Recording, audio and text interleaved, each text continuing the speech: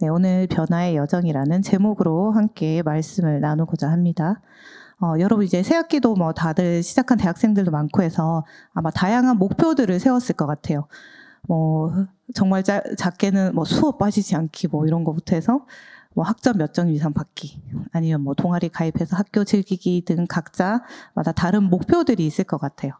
이제 그렇다면 거기에 대한 뭐 구체적인 계획들은 어떤가요? 어떤 사람이 영어를 공부해야겠다는 생각이 들었어요. 그래서 6개월 후에 이제 영어 회화를 자유롭게 구사하겠다는 목표를 세웠습니다. 그런데 만약 이 사람이 목표만 세운 뒤에 이 구체적인 계획을 세우지 않는다면 어떻게 될까요?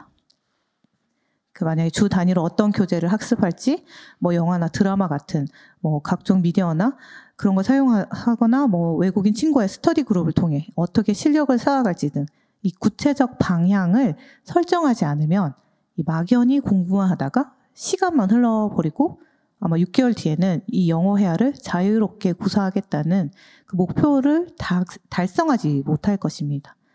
그래서 이 영어를 잘하고 싶다는 이 큰 목표 그 자체로는 좀 강한 동기가 될 수 있지만 방향성인 학습 계획 같은 아까 말한 그런 것들을 제대로 잡아야 뭐 실제 실력이 늘 수 있는 것이죠. 이처럼 이제 목표는 어떻게 보자면 우리의 도착지를 의미하고 방향성은 어떻게 가야 하는지를 의미합니다. 그래서 이제 두 요소가 함께 구체화되어야 이 시너지 효과가 일어나게 되고 결국 원하는 성취를 얻을 수 있는 것입니다.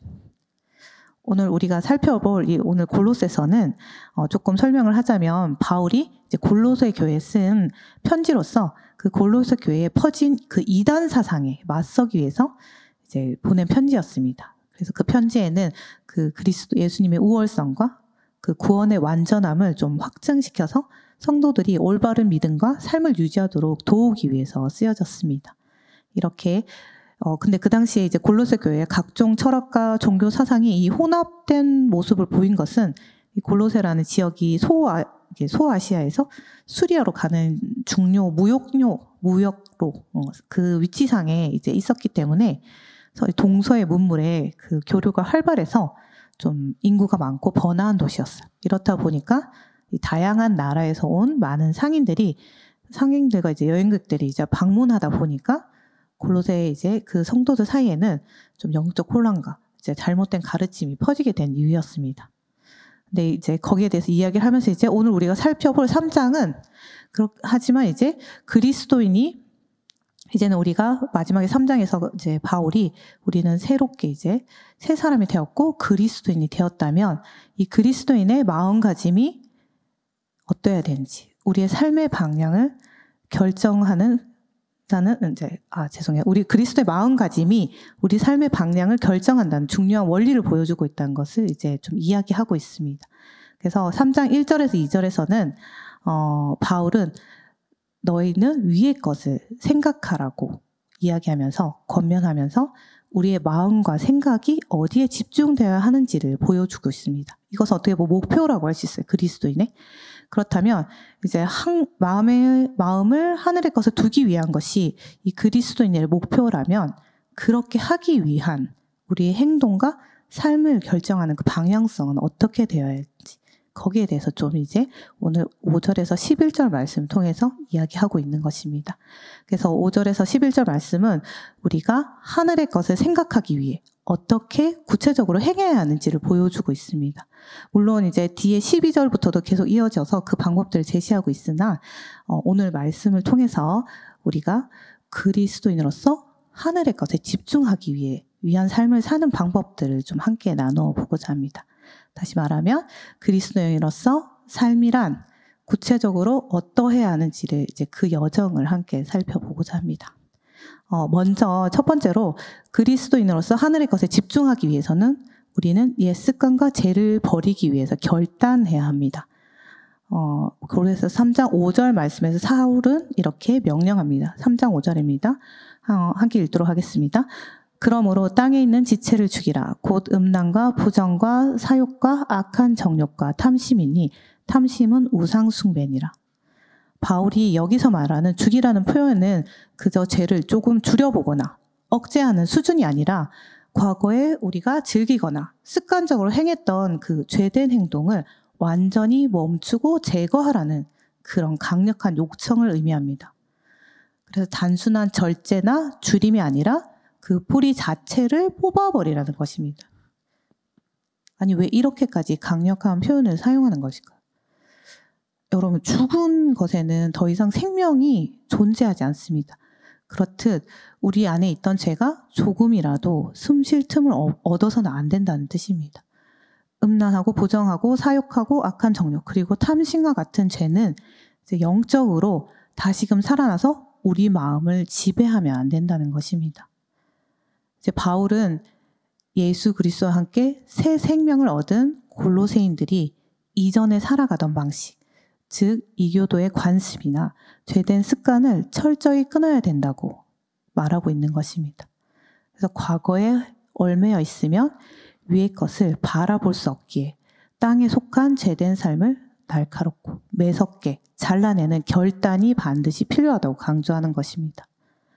그런데 이제 오해하지 말아야 될 것은 바울이 땅에 있는 지체를 죽이라라고 말할 때 이게 지체라 하면 우리 몸을 의미할 수도 있는데 그렇다고 우리의 몸 자체를 미워하거나 뭐 극단적인 금욕주에 빠지라는 뜻이 전혀 아닙니다. 몸을 학대하거나 모든 육체적 즐거움을 나쁘게 여겨 말하는 것도 아닙니다. 그럼 바울이 구체적으로 무엇을 가리켜 죽이라고 하는 걸까요? 바로 방금 전에 우리가 같이 읽은 음란, 부정, 사욕, 악한 정욕, 그리고 탐심과 같은 것들입니다. 근데 바울 시대 당시에 이 이방 문화에서는 흔하게 볼 수 있었던 죄들이었어요. 특히 유대인들이 아주 혐오하던 그런 죄악들이었습니다. 이런 죄를 그대로 방치한다면 결코 위의 것을 찾을 수 없을 뿐만 아니라 교회 공동체 전체도 해칠 위험이 있다고 바울은 경고하고 있는 것입니다. 즉 바울은 죄를 대충 눌러놓는 것으로는 충분하지 않고 아예 뿌리를 뽑는 과감한 태도를 요구하고 있는 것입니다. 그리스도께서 주시는 새 생명 안에서 살기 위해서는 이 이교도적이고 과거에 몸담았던 죄의 습관을 완전히 제거해야 한다는 뜻입니다. 근데 특히 탐심은 우상 숭배라고 이렇게 더 구체적으로 이야기를 했는데요. 이렇게 이야기한 이유는 탐심이 이 앞에 네 가지의 악들의 죄들의 근본이 되기 때문입니다.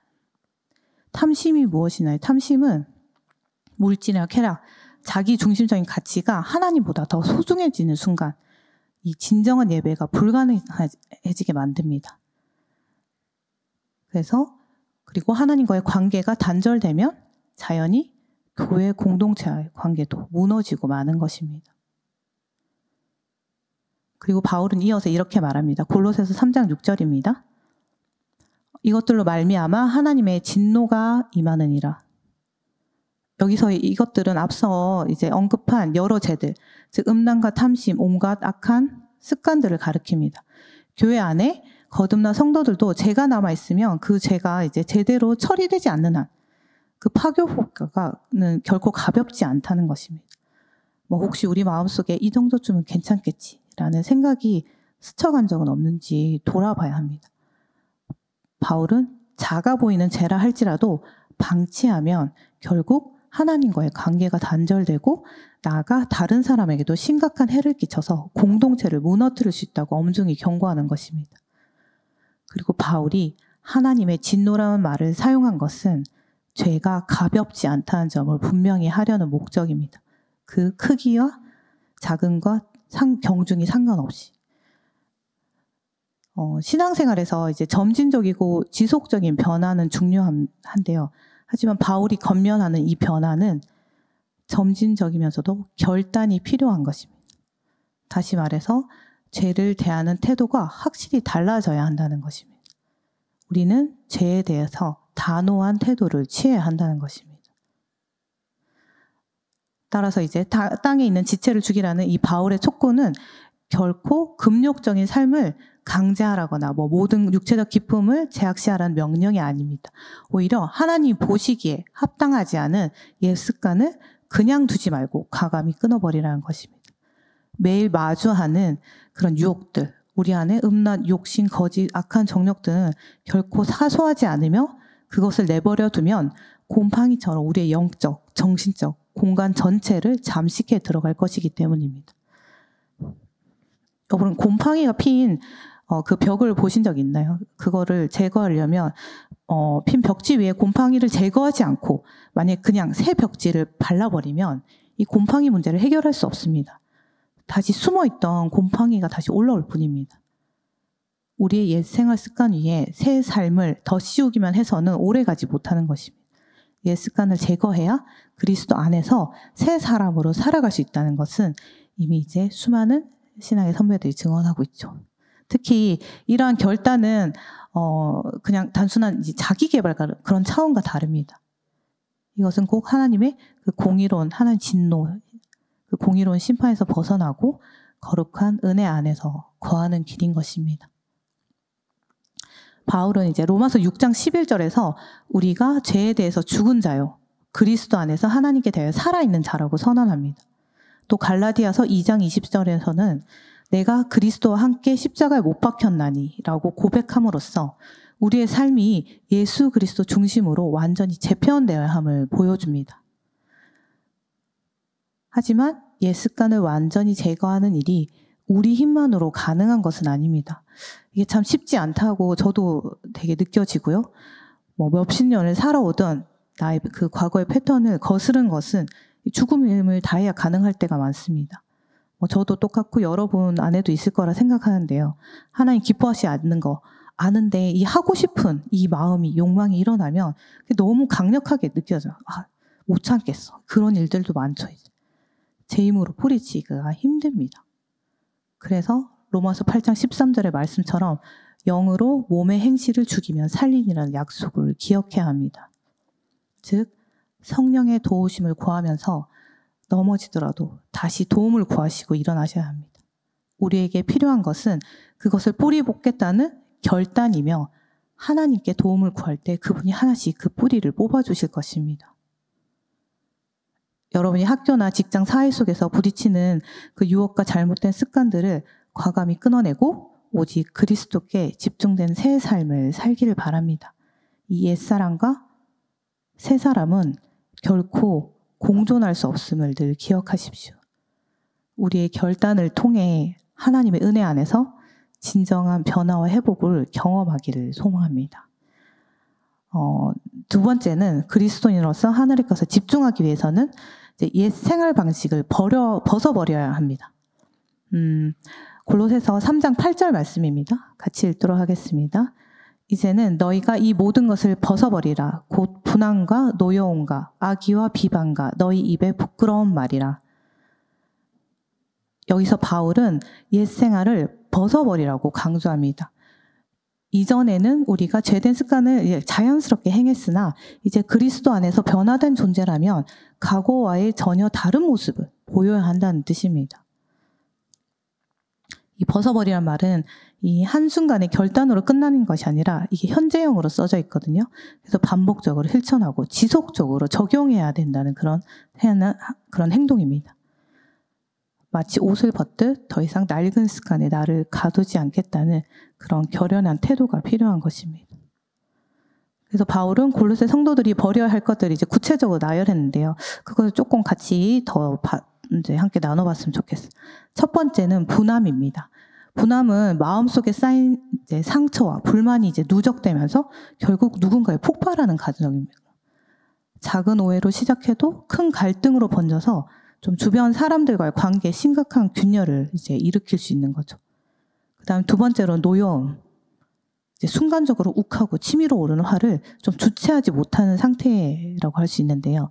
이 감정을 방치하면 이제 신뢰와 친밀함을 무너뜨리고 이 공동체의 그 유대감을 깨트립니다. 그다음 세 번째는 악의입니다. 악이라는 것은 누군가에게 해를 끼치고 싶다는 그 의도적인 마음이고 이 공동체 안에 깊은 상처를 남기게 됩니다. 은밀하게 상대를 모함하거나 손해를 입히려는 태도가 이에 해당하는 거죠. 그다음에 네 번째는 비방. 다른 사람의 평판을 의도적으로 깎아내리고 없는 말까지 만들어내서 갈등과 분열을 조장합니다. 교회 공동체든 직장이든 비방이 만연하게 되면 분열은 금세 확산되게 됩니다. 그리고 마지막으로 부끄러운 말. 이건 좀 어떻게 보면 저속한 표현이나 무례한 언행 등을 통해서 상대방에게 수치심이나 모욕감을 주는 행위로서 듣는 이의 마음에 깊은 상처를 남깁니다. 지금까지 바울이 나열한 이 5가지 악행은 곧 타인에 대한 증오 또는 적대감이 마음 깊은 곳에 자리 잡았음을 보여주는 지표와 같습니다. 결국 이 감정들, 이 악행들은 혼자 하는 것이 아닙니다. 대상이 있는 것입니다. 타인에게도 나에게도 영향을 미치는 것이죠. 사실 겉으로는 잠깐의 감정 폭발처럼 보여도 사실은 마음속에 쌓여온 이 부정적인 감정이 해결되지 못하고 행동과 언어로 분철되는 것입니다. 바울이 이를 철저히 벗어버리라고 현지형으로 권면하는 이유는 우리가 매일 조금씩이라도 이런 감정을 정리하고 다스리지 않으면 결국에는 더 큰 갈등과 분열로 이어지기 때문입니다.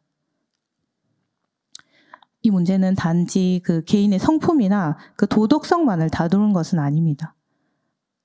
바울은 이 같은 분함, 노여움, 악의, 비방, 부끄러운 말이 교회 공동체 전체에 악영향을 끼친다고 말합니다. 개인이 느끼는 부정적인 감정은 이제 반드시 말과 행동으로 표출이 되는데 그것이 공동체의 신뢰와 유대를 파괴하는 도화선이 되기 쉽다는 거죠. 그리고 이어지는 9절 말씀에서 바울은 또 서로 거짓말을 하지 말라고 덧붙이게 됩니다. 바울이 거짓말을 하지 말라고 이야기한 이유는 옛사람과 그 행위를 벗어버린 새로운 공동체라면 진실과 사랑을 기반으로 서로를 대해야 하기 때문입니다. 이 거짓과 왜곡된 언어는 불신을 낳고 결국 분열로 이어집니다. 여러분도 문득 왜 이런 마음이 왜 이렇게 마음에 분노나 서운함이 쌓이지? 어쩌다 내가 이런 말을 내뱉게 되었을까라고 스스로를 돌아본 적도 있을 것입니다. 그 순간 우리의 마음을 조금만 더 깊이 살펴보면 이 내면 어딘가에서 해결되지 않은 상처나 그런 미움들이 웅크리고 있는 것을 발견하게 됩니다. 그렇다고 이런 부정적인 감정을 느끼는 것이 죄가 아닙니다. 그것을 그대로 아니지만 그것을 그대로 방치하면 죄가 발붙일 틈이 되어서 결국 더 큰 죄로 퍼져나간다는 사실을 기억해야 합니다. 에베소서 4장 26절에서 27절에서 분을 내어도 죄를 짓지 말며 마귀에게 틈을 주지 말라고 권면한 것도 같은 맥락입니다. 부정적인 감정을 완전히 없애거나 무시하라는 게 아니라 그런 감정이 들 때 어떻게 하나님 앞으로 가져가고 다스릴지 고민하라는 뜻입니다. 하지만 이렇게 하지 못해서 인류 중 이제 첫 살인을 저지른 사람이 창세기에 나오죠. 아담의 아들들인 가인과 아벨 이야기. 거기서 가인은 하나님이 자신의 제사는 받지 않고 동생인 아벨의 제사만 받은 것에 그 때문에 그런 하나님 때문에 분노와 좌절을 느꼈습니다. 그때 하나님이 말씀하십니다. 창세기 4장 6절에서 7절 말씀입니다. 함께 읽도록 하겠습니다. 여호와께서 가인에게 이르시되 네가 분하여 함은 어찌 됨이며 안색이 변함은 어찌 됨이냐. 내가 선을 행하며 어찌 낯을 들지 못하겠느냐. 선을 행하지 아니하면 죄가 문에 엎드려 있느니라. 죄가 너를 원하나 너는 죄를 다스릴지니라. 내가 분하여 함은 어찌 됨이며 안색이 변함은 어찌 됨이냐. 하나님이 왜 가인아 너 왜 화를 내느냐. 죄가 내 문 앞에 엎드려 있으니 네가 다스려야 한다고 말씀하십니다. 물론 가인이 화를 낼 입장은 아니었어요. 하지만 사람으로서 미성숙하다 보면 왠지 나만 미워하는 것 같고 화가 날 수도 있을 것 같습니다. 이렇게 부정적인 감정이 생길 수 있지만 그 감정을 방치하면 결국 죄가 그 틈을 타서 더 큰 죄로 이어질 수 있음을 하나님은 경고하고 계신 것입니다. 결국 가인은 그 분노를 제대로 처리하지 못해서 이제 동생 아벨을 죽이는 극단적인 선택을 하고 말았습니다. 이 바울이 지적하는 분함과 노여움 그리고 악의적 언행은 개인을 넘어 공동체 전체를 병들게 합니다. 그렇기에 옛사람을 벗어버린 자들은 매일의 삶 속에서 이 감정과 언어를 돌아보고 새롭게 해야 하는 것입니다. 우리가 감정을 다스리지 않으면 감정이 우리를 지배하게 되고 그 결과 피해는 고스란히 자신과 주변 사람들에게 돌아오는 것입니다. 따라서 바울이 옛사람의 악습을 벗어버리라고 거듭 말하는 이유는 나만 거룩하게 살자는 데 있지 않습니다. 교회와 가정, 그리고 우리가 속한 이 사회 전체가 그리스도 안에서 세워지기 위해 서로 사랑하고 진실을 말하며 건강한 관계를 이루어 가야 하기 때문입니다. 나 한 사람의 작은 말과 행동도 큰 파급 효과를 낳는다는 사실을 기억하면서 우리가 매일 그 마음을 다스리고 새 사람으로 살아가기를 다짐하는 시간이 되었으면 좋겠습니다. 그리고 마지막으로 우리가 그리스도인으로서 하늘의 것에 집중하기 위해서는 우리는 개인의 변화를 넘어서 그리스도 안에서 건강한 공동체를 이루어 가야 합니다. 바울은 골로새서 3장 앞부분에서 두 가지 명령을 했어요. 이제 지금 앞에서. 하나는 땅에 있는 지체를 죽이라 였고, 다른 하나는 옛사람을 벗어버리라 였습니다. 이 두 가지가 공통적으로 가르치는 것은 과거 이교도적이고 땅에 집착하던 그 생활 방식을 완전히 끊어내고 계속해서 새로운 모습으로 자라나는 것입니다. 그런데 우리가 죄를 죽이고 옛 습관을 벗어버려야 하는 이유가 단순히 나만 하나님 앞에 바르고 깨끗해지기 위해서는 아닙니다. 궁극적으로는 그리스도 안에서 진실하게 하나를 이루는 건강한 공동체를 형성하기 위함입니다. 그래서 바울은 옛사람을 제거하는 것으로 이야기를 끝맺지 않고 이어서 새 사람을 입을 것에 대해서 강조합니다. 골로새서 3장 10절 말씀입니다. 같이 읽도록 하겠습니다. 새 사람을 입었으니 이는 자기를 창조하신 이의 형상을 따라 지시기까지 새롭게 하심을 입은 자니라. 우리가 입은 새 사람은 우리를 창조하신 하나님의 형상을 따라 만들어졌습니다. 창세기 1장 27절에서 하나님이 자기 형상으로 사람을 창조하시되라고 이해했는데, 인간은 원래 하나님의 형상을 따라 지음받은 존재가 맞습니다. 하지만 이 첫 인간이 죄에 빠지면서 이 하나님의 형상이 온전히 유지되지 못했고 우리 안에는 그 죄의 흔적이 깊이 자리하게 되었습니다. 반면 바울이 말하는 새 사람은 예수 그리스도를 닮은 존재입니다. 예수님은 보이지 아니하시는 하나님의 형상으로서 죄로 인해 무너진 인간의 형상을 회복시키기 위해 이 땅에 오신 것입니다. 그리고 우리가 그 예수 그리스도를 믿을 때 그분을 닮은 새 사람이 되어가도록 은혜를 베푸십니다.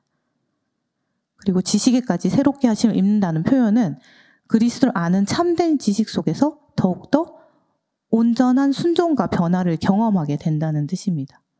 단순히 머리로만 아는 지식이 아니라 하나님 뜻에 순종하고 실행하는 과정에서 얻어지는 살아있는 지식을 의미합니다. 즉 우리는 예수 그리스도처럼 하나님의 뜻을 분별하고 순종하는 그 하나님의 형상을 따라서 새롭게 창조된 피조물이 된 그런 존재라는 것입니다. 그래서 바울은 이제 개인의 변화를 넘어 공동체 전체가 그리스도 안에서 새롭게 된다고 가르치는 겁니다. 골로새서 3장 11절 말씀입니다. 함께 읽도록 하겠습니다. 거기에는 헬라인이나 유대인이나 할레파나, 무할레파나, 야만인이나, 스구디아인이나, 종이나 자유인이 차별이 있을 수 없나니 오직 그리스도는 만유시요 만유 안에 계시니라. 당시 헬라인과 유대인은 종교와 문화적 차이로 인해서 거대한 벽이 존재했습니다. 할례를 받은 유대인과 받지 않은 이방인 사이에도 깊은 경계선이 있었고 또 야만인이라 불리며 천대받던 민족도 있었습니다. 게다가 종과 자유인 사이의 신분 차별도 심각했습니다. 그런데 바울은 그리스도 안에서는 이런 모든 구분이 더 이상 차별될 수 없다고 선언하고 있습니다. 예수님이 십자가로 죄와 사망의 권세를 깨트렸을 뿐 아니라 인간 사이를 갈라놓던 막힌 담도 허무셨다는 것. 그런데 예수님 믿는 모든 이에게 하나님께 나아갈 길이 열렸고 그 안에서 참된 화해와 하나됨이 가능해졌다는 것입니다. 이처럼 새 사람의 삶은 개개인을 거룩하게 하고 변화시킨 데 그치지 않고 이를 통해 교회 공동체와 우리가 속한 가정, 직장, 학교 등 모든 영역에 하나님의 나라가 확장되도록 이끌어 간다는 것입니다. 그러니 예수님이 허무신 그 적대와 분열의 벽을 우리가 다시 세워서는 안 된다는 것입니다. 만약 나와 다른 환경, 다른 문화를 가진 사람을 무시하거나 차별하는 태도를 보인다면 그것은 예수님께서 십자가로 이신 그 화평을 거스르는 행동이 됩니다. 교회든 가정이든 직장이든 우리의 분노나 악의는 관계를 병들게 하지만 우리의 진실된 작은 말과 행동이 그리스도의 사랑과 은혜를 드러낼 수 있습니다. 즉 개인이 옛 습관을 벗어버리고 새 사람이 되어갈 때 주위 사람들도 선한 영향력을 받아 함께 변화의 길을 걸을 수 있는 것입니다. 그저 예배만 와서 나의 영적 만족만 채우고 가는 것을 하나님께서 바라시는 것이 아니라는 것입니다. 이 한 공동체로 하나님 맺어주셨다면 서로에게 관심을 가지고 따뜻한 말로 격려하며 한 주간의 힘든 일이나 기쁜 일에도 함께 들어주며 다른 사람을 평가하기보다는 하나님 아직 부족한 나를 기다려주시고 사랑으로 견뎌주신 것처럼 우리도 공동체 안에서 서로 인내해주고 함께 예수 그리스도의 시선으로 함께 그 자리에 있어주는 그런 말씀과 기도로 서로를 세워가는 그런 세운 청년 공동체가 되기를 소망합니다. 결국 바울이 말하는 새 사람이란 죄를 죽이고 옛 습관을 벗어버린 뒤 개인의 그런 성화, 거룩하게 됨과 공동체 회복을 함께하는 그 방향성을 가지고 나아가는 존재인 것입니다. 그리스도의 형상을 좇아 매일 새로워지고 그 변화가 자신을 넘어서서 가정과 교회 그리고 사회 전반에 선한 열매를 맺게 만드는 것입니다. 이것이 바울이 꿈꿨던 그리스도 안에서 한몸된 공동체의 실현된 모습인 것입니다. 오늘 저도 이제 말씀을 정리할까 합니다. 음악은 안 틀어주셔도 돼요. 여러분, 우리가 시작하면서 목표를 세우는 것, 우리의 삶의 도착지를 먼저 그리는 것이 중요할 뿐만 아니라 그에 맞는 방향성을 잡는 것이 중요하다는 이야기를 했습니다. 바울은 우리에게 그리스도인으로서 새 사람이 되어가는 그 변화의 여정, 그리스도의 삶이 구체적으로 어떠해야 하는지 보여주고 있었습니다, 오늘. 첫째로는 우리는 이 죄된 습관을 죽이는 결단이 필요합니다. 그것은 단순히 이전보다 나아지는 것이 아니라 우리가 그렇게 하는 것은 예수 그리스도 안에서 완전히 새로운 정체성을 잇기 위해서입니다. 그것이 한 번에 바뀌지 않을 수 있지만 죄에 대한 단호한 태도를 취하며 그리스도를 바라보는 확실한 결단이야말로 우리의 변화의 여정에 필요한 진정한 시작점인 것입니다. 두 번째로는 우리의 변화는 결코 개인적인 차원에서 머물지 않는다는 것입니다. 오늘날 청년들이 이제 학교나 직장, 교회, 가정 등 다양한 관계 속에서 갈등과 분노, 부정적인 감정들을 종종 마주합니다. 바울이 강조하는 이 옛사람을 벗어버리라는 것은 그 감정들을 무시하라는 말이 아닙니다. 그것이 죄의 통로가 되지 않도록 건강하게 다루라는 뜻입니다. 내면의 상처와 분노를 하나님께 가지고 나아갈 때 우리는 생각보다 더 깊고 실제적인 치유와 경험을 경험할 수 있습니다. 마지막으로는 우리가 옛 습관을 내려놓고 새 사람으로 변화되는 그 목적, 개인이 변화의 여정을 거치는 궁극적인 목적은 결국 한 공동체 안에서 그리스도의 형상을 함께 이루어 가기 위한 것입니다. 그러니 다양한 배경과 성격을 지닌 사람들이 교회나 사회 안에서 함께 어우러지려면 차별과 분열을 만드는 옛 삶의 방식을 과감히 벗어야 하는 것입니다. 이 과정은 개인의 의지만으로 되지 않습니다. 우리와 함께 하시는 성령님께 도움을 구해야 하는 것입니다. 그리고 그 도우심 아래 결단하고 순종해 나갈 때 우리의 삶뿐만 아니라 주변에도 선한 영향력을 끼침으로써 하나님께서 여러분 각자의 삶을 통해 공동체를 하나 되게 해주실 것입니다. 그리고 그 열매를 함께 나누는 기쁨이야말로 이 청년의 때에 누릴 수 있는 가장 값진 변화의 여정이 될 것입니다. 그러니 여러분 이번 한 주 이 말씀을 기억하면서 내가 그리스도 함께 십자가에 못 박혔고 내가 사는 것이 아니라 내 안에 계신 그리스도께서 사시는 것임을 기억하면서 청년의 때를 헛되이 하지 마시고 역동적으로 그리스도를 닮아가는 한 주가 되시길 기도하겠습니다.